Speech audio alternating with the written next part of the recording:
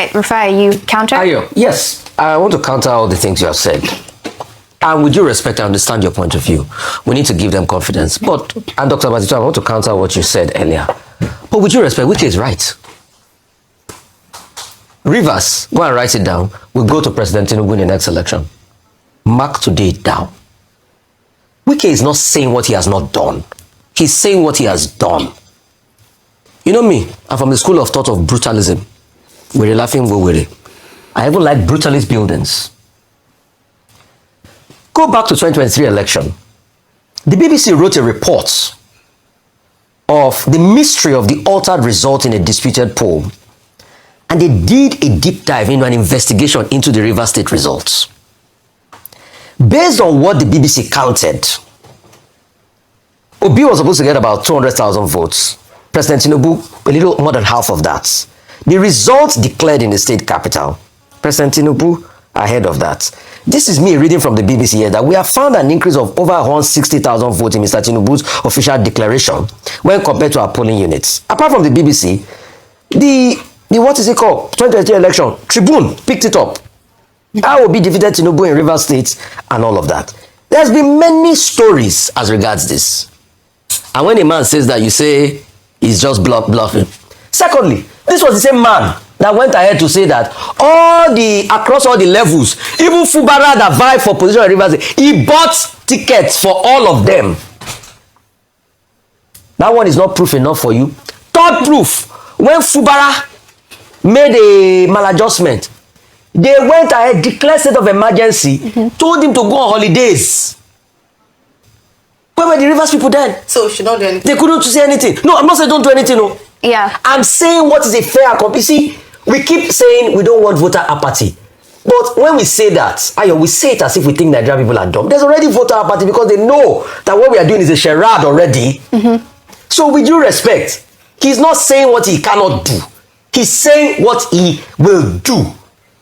And we can take a bet on it. I'm not a betting man. If President Tinubu does not read Rivers 2027 election, let's take a bet on it. No, we are doing journalism. We are not a group of gamblers. No, we are doing the right thing, doctor. We are telling them the truth. That's journalism. As journalists, we don't gamble. We can take a bet on it if you want. We just analyze the issues as they are. And I like to say that the first question to ask is who is Nyesom Wike in Rivers State politics?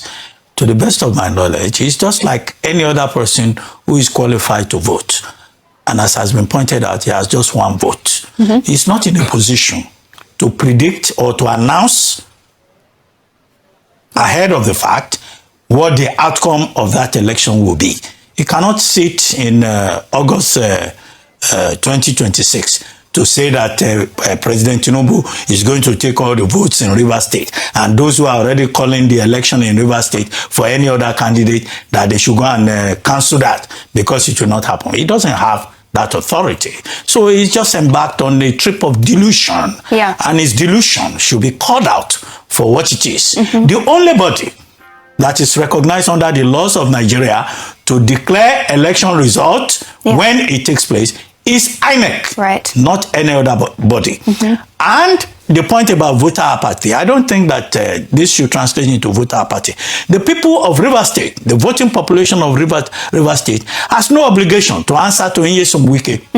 They have the right as citizens. Absolutely. And they have the right to insist on their rights as citizens and to go out on election day and make their own informed choice. Absolutely. That's what the electoral process is all about. And the electoral body must give them the opportunity to go out and vote. Absolutely. And have their say. And any other person, whether it's Wike or his agents or anybody that seeks to violate that process should be called to question.